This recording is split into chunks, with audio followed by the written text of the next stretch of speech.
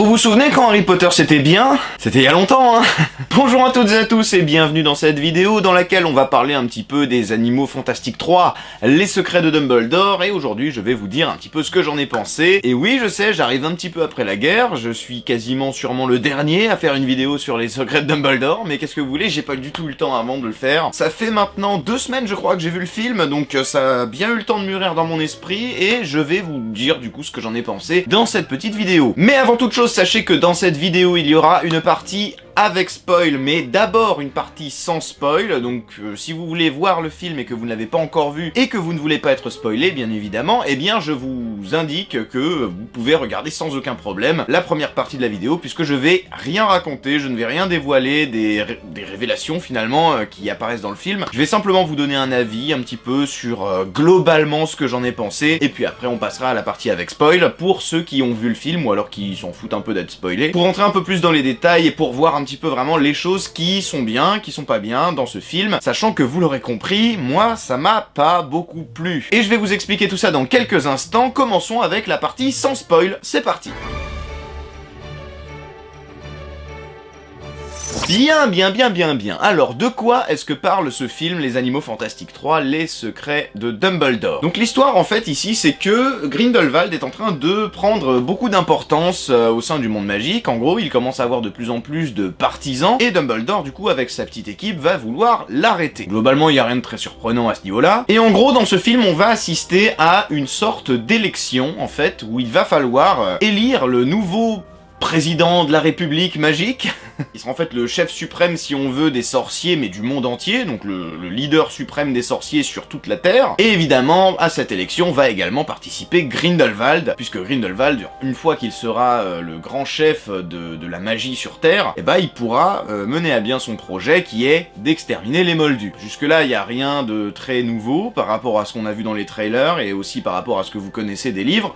On savait hein, que Grindelwald, depuis longtemps, il voulait détruire le monde des Moldus, il a envie d'imposer une suprématie sorcière, parce que là il en a marre en fait plus ou moins d'être caché, d'être obligé de se cacher en fait, hein, tout simplement, du monde des Moldus. Donc on va retrouver bien évidemment tous les personnages qu'on connaissait d'avant, on retrouve Jacob, on retrouve Norbert Dragono, on retrouve aussi Queenie Goldstein, qui va avoir un rôle assez important dans ce film. Pour rappel, dans le dernier film, elle était passée dans le camp de Grindelwald, hein, donc là on va voir un petit peu comment elle évolue dans ce milieu-là. Et globalement, qu'est-ce que j'ai pensé du film? Eh ben, donc je vous ai dit, hein, j'ai pas trop aimé. Je suis un peu mitigé, je suis partagé entre deux choses qui sont à la fois un truc bien, et de l'autre côté il y a d'autres trucs qui sont vraiment pas bien et qui m'ont vraiment dérangé. Donc je vais commencer par les trucs que j'ai bien aimés, histoire de quand même débuter sur une note positive. Personnellement, ce que j'ai beaucoup aimé, c'est tout ce qui concerne la relation entre Dumbledore et Grindelwald, parce qu'on a donc cette fois-ci des vraies mises en relation en fait entre Dumbledore et Grindelwald. On a des scènes où ils sont tous les deux ensemble et où on va avoir une confrontation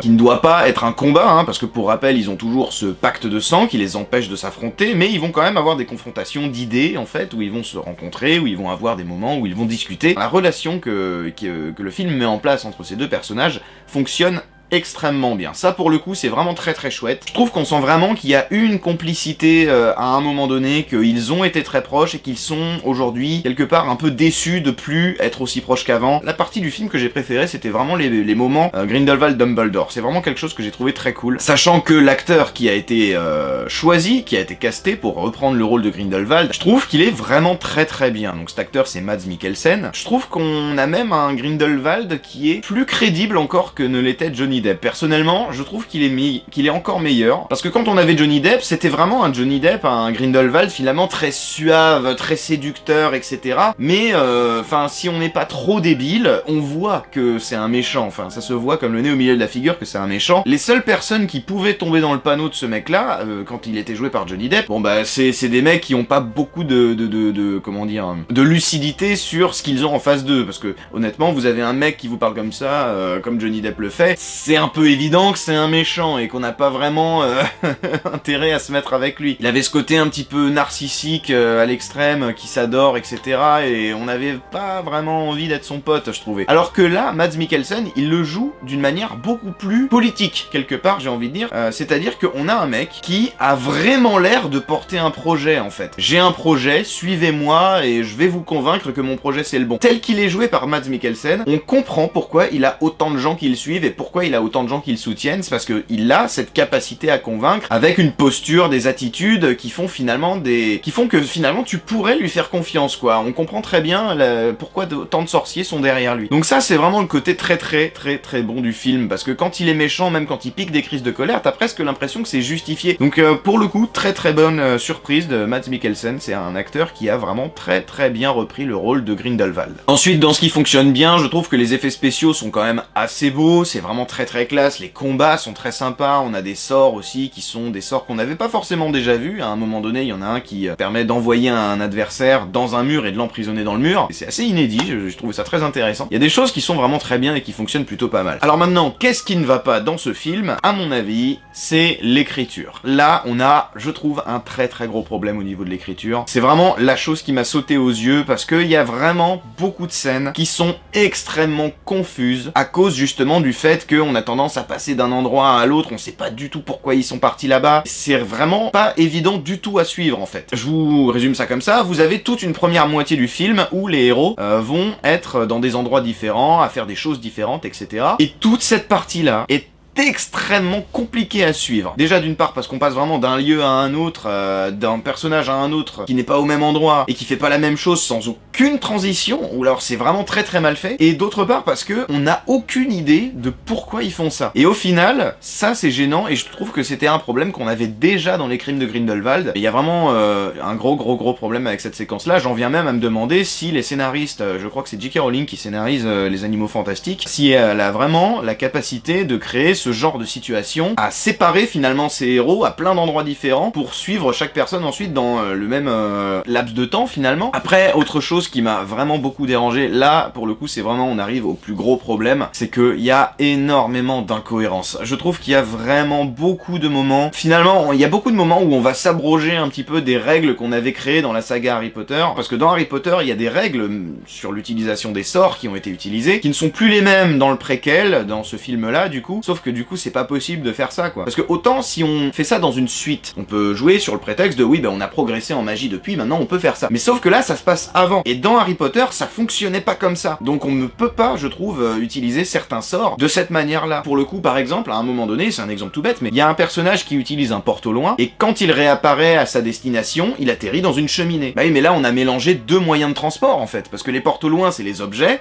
et la cheminée c'était pour la poudre de cheminette. C'est une règle qui avait été instaurée dans Harry Potter, et là quand on part avec un porte au loin, si on n'a pas pris de poudre de cheminette, il y a aucune raison qu'on réapparaisse dans une cheminée. Surtout que là c'est vraiment la cheminée où le personnage réapparaît, c'est pas juste le porte au loin est arrivé comme par hasard dans une cheminée, parce qu'on a vraiment l'effet avec les flammes vertes et tout dans la cheminée. Je trouve que c'est un problème, et des problèmes comme ça malheureusement il y en a pas mal, des moments où on va un peu tordre les règles qu'on avait inventées dans Harry Potter et finalement ne plus les respecter du tout. Je trouve que c'est gênant parce que ça donne un petit peu l'impression qu'ils en ont un peu rien à foutre quoi. Et le problème avec cette saga, et franchement je trouve finalement que c'est assez justifié, enfin c'est mon avis hein, si vous avez aimé ce film, tant mieux pour vous, et si vous avez envie d'aller le voir, allez le voir vraiment hein, par curiosité, parce que moi nombre de fois je me suis privé d'aller voir un film à cause de ce que j'avais entendu par un mec que je regarde sur internet. Je suis pas allé le voir au cinéma, et quand je l'ai vu en DVD j'ai regretté à mort de pas être allé le voir, parce que lui il avait pas aimé, et moi quand je l'ai vu j'ai adoré. Allez le voir quand même, par curiosité, ça peut valoir le coup. Moi je trouve qu'il y a aucun film qui mérite d'être boudé à cause de la critique d'un mec quoi. Mais pour revenir à ce que je disais, du coup je trouve que cette saga elle a de plus en plus tendance, et c'est vraiment dommage, à ressembler à une saga pour surfer sur la mode d'Harry Potter et pour faire du pognon quoi. Quelque part les Animaux Fantastiques, je commence vraiment à me demander si c'est pas une saga qui a été créée uniquement pour vendre des peluches d'animaux mignons. Enfin bref, voilà, vous avez compris, j'ai pas trop aimé ce film, mais je vous recommande quand même d'y aller, parce que mine de rien, là où je suis partagé, c'est que d'une part je suis quand même hyper content d'être retourné dans cet univers là, qui est un univers que j'adore, mais de l'autre côté je suis très déçu parce qu'il y a beaucoup d'incohérences et un scénario qui est décousu. Honnêtement, le scénario il aurait pu durer dans un film, il aurait pu tenir le coup, je veux dire, dans un film de 40 minutes quoi, parce qu'il se passe pas grand chose. Il y a même vraiment toute une partie du film pour le coup qui sert à rien du tout. Petite déception en ce qui me concerne, mais j'espère que vous l'aimerez. On va terminer, on va passer je pense à la partie avec spoil pour que je puisse développer un petit peu plus mon avis, et notamment pointer un peu plus précisément du doigt les problèmes que je voudrais soulever. Donc c'est parti, on y va, parti avec des spoils, go! Nous sommes à présent en partie spoil, donc je considère que si vous êtes là, c'est que vous vous en foutez d'être spoilé ou que vous avez vu le film. Donc en gros, le film se déroule donc à cette fameuse élection du président de la République, des magiciens, et toute la stratégie de Grindelwald pour se faire élire va reposer sur un animal en particulier qui s'appelle un Kili, je crois. Mais pour simplifier la vidéo, moi je vais juste l'appeler Bambi. Et donc voilà, Grindelwald a besoin de Bambi pour se faire élire, parce que c'est en fait comme ça que ça se passe chez les sorciers. C'est Bambi qui choisit qui sera le prochain grand sorcier, grand magicien qui régnera sur le monde magique. Si c'est Bambi qui de toute façon choisit qui sera le président de la République, eh ben pourquoi dans ce cas-là ils se baladent tous avec des pancartes votez pour bidule, votez pour machin? Enfin ça sert à rien puisqu'il n'y a pas de vote, c'est Bambi qui choisit. Donc déjà ça c'est le premier gros point noir, c'est que ça n'a vraiment aucun sens. Parce que vraiment, j'ai beau essayer de me retourner le film dans ma tête, à la fin, ils sont tous là avec leurs panneaux votez bidule, mais en fait, à la fin, il n'y a pas de vote. C'est Bambi qui choisit qui sera le nouveau chef suprême des magiciens, donc... J'ai pas très bien compris ce truc-là, et j'avoue que je pense que c'est une incohérence. Et ça rend le film assez ridicule, du coup, parce que c'est vraiment un monde qui n'est pas crédible, puisque les gens ont juste l'air d'être un peu cons, en fait, du coup. Et ils ont d'autant plus l'air d'être cons que Grindelwald passe quand même du statut de ennemi public numéro 1, prisonnier le plus recherché du monde magique, où tout le monde en a après lui, à tout le monde veut voter pour lui. Et tout le monde est content quand il est élu, d'ailleurs. Et tout le monde veut exterminer les moldus une fois qu'il est élu. Alors ça, pareil, c'est balèze. À la base, ils étaient tous là en train de soutenir leur candidat, mais puisque Bambi a choisi Grindelwald, tout de suite, alors là c'est le retournement de veste le plus rapide de l'histoire de l'humanité, ils veulent tous botter des culs après, ils veulent tous niquer du moldu. Et le retournement de veste se refait à nouveau d'ailleurs, après quand finalement il se trouve que c'est la brésilienne qui gagne l'élection présidentielle, et qui est choisie par le vrai Bambi, parce que oui, le faux Bambi, parce que Grindelwald, si vous avez vu le film vous le savez, a en réalité au début du film kidnappé un des Bambis pour le transformer en Bambi zombie à ses ordres, finalement, et comme le Bambi zombie est à ses ordres, et qu'il va le ressortir au moment des élections en le faisant passer pour le Bambi qui va choisir le président, et ben le Bambi, il est à ses ordres, il est comme ça, et puis il s'incline devant Grindelwald. Et personne ne se pose de questions, hein, d'ailleurs, hein. Il y a un Bambi zombifié qui sort, et ça se voit comme le nez au milieu de la figure que c'est un Bambi zombie, tout le monde dit, ouais, ok, c'est bon, tout va bien. Et en fait, du coup, donc Grindelwald, quand il va chercher ce Bambi, c'est parce que Norbert Dragono est justement en train de faire accoucher une maman Bambi, la maman de Bambi, hein, du coup, on peut le dire, qui va se faire tuer par les sbires de Grindelwald, parce que justement c'est à cette occasion-là qu'ils viennent le piquer. D'ailleurs je me demande toujours pourquoi est-ce qu'ils ont pas plutôt attaqué Norbert, hein, plutôt que d'attaquer la maman de Bambi quand ils sont arrivés dans son dos comme ça. Les mecs ils avaient une occasion en or de tuer Norbert Dragono au début du film, mais non, ils ont tué la maman de Bambi, enfin...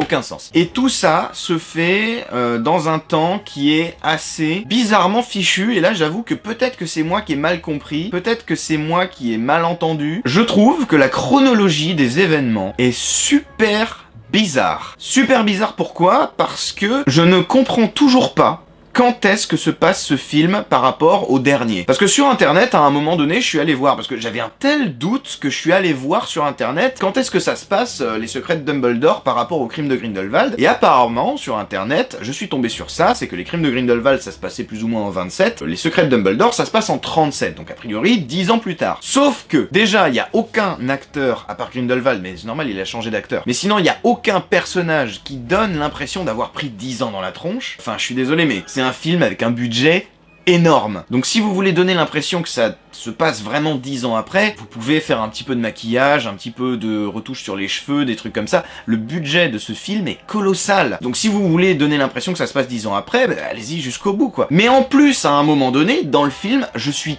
sûr qu'à un moment donné, il y a un personnage qui dit à Norbert « Il y a 1 an, quand vous êtes arrivé à New York ». Donc, ça veut dire que ce film, a priori, se passerait 1 an après le premier film Les Animaux Fantastiques. Et dans ce cas-là, je trouve que tout se fait vraiment extrêmement vite. Donc à moins que Norbert soit retourné entre-temps à New York et que ça soit passé l'année dernière, ça veut dire que ça se passe 1 an après le premier film. Et dans ce cas-là, je sais pas, enfin ça me dérange beaucoup quoi. Parce que ça veut dire que Grindelwald, il passe quand même de ennemi public numéro 1 à potentiel nouveau chef suprême de la magie où tout le monde est derrière lui, en moins d'1 an. C'est quand même super rapide, quoi. Et pareil, il y a un personnage qui est mort dans le film précédent, qui est le personnage de Leta Lestrange, la personne dont Norbert a très longtemps été amoureux, apparemment, et en plus de ça, la femme de Thésée, son frère, et on n'en parle pas du tout. Tout le monde s'en fout dans ce film que Leta Lestrange soit morte, alors qu'il y avait deux personnages qui étaient amoureux d'elle. Si ça se passe un an après, comme ce que le film a l'air de nous dire à un moment donné, ça va quand même vachement vite la période de deuil, il devrait encore être un peu blessé. Parce que moi je me souviens dans Harry Potter, à un moment donné il y a Cédric Diggory qui meurt, un an après, Cho Chang elle est toujours bouleversée de la mort de Cédric, et tout le monde reste encore à peu près bouleversé de la mort de Cédric. Ça fonctionne si ça se passe effectivement 10 ans après, mais dans le film j'ai vraiment l'impression qu'on nous dit que ça se passe un an après. Donc voilà, c'est assez gênant je trouve,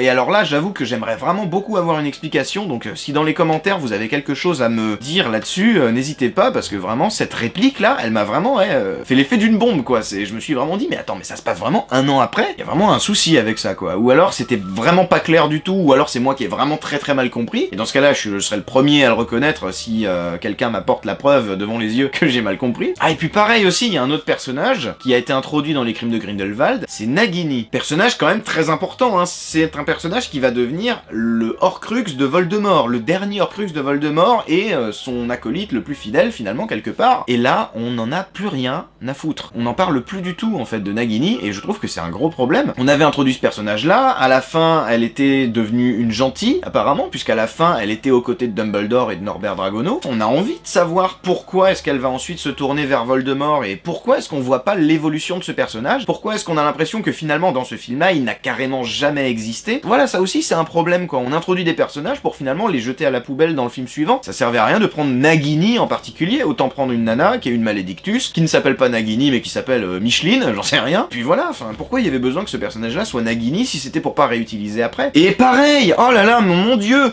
mais il y a une incohérence dans les crimes de Grindelwald que tout le monde a remarqué, c'est la présence de McGonagall. Tout le monde a vu que McGonagall était là, et qu'elle avait rien à faire dans ce film, puisque au moment où se passent les crimes de Grindelwald, McGonagall est déjà professeure, alors qu'elle n'est même pas censée être née, d'après la chronologie que J.K. Rowling nous avait révélée sur sa vie. Et évidemment, tout le monde a remarqué cette incohérence, c'est vraiment l'incohérence la plus connue de tous les animaux fantastiques. Donc moi, je m'attendais vraiment à ce que dans ce film-là, ils apportent une explication ou au moins quelque chose qui permette de nous faire patienter jusqu'à la suite. Si jamais il y a une révélation, je m'attendais à ce qu'ils nous donnent au moins des indices par rapport à ça, pour qu'ils expliquent en fait pourquoi elle était là, parce que tout le monde a vu qu'elle devrait pas être là. Hein. Et en fait, non, pas du tout. Elle est encore là, alors qu'elle devrait pas être là, et on nous explique rien du tout. Et du coup, on est toujours là, nous, en train de se dire, mais qu'est-ce qu'elle fout là? Ça devrait pas être possible. J'ai beaucoup aimé la révélation sur l'identité de croyance. C'est pas un truc incroyable, hein, mais globalement c'est satisfaisant, parce qu'on était tous en mode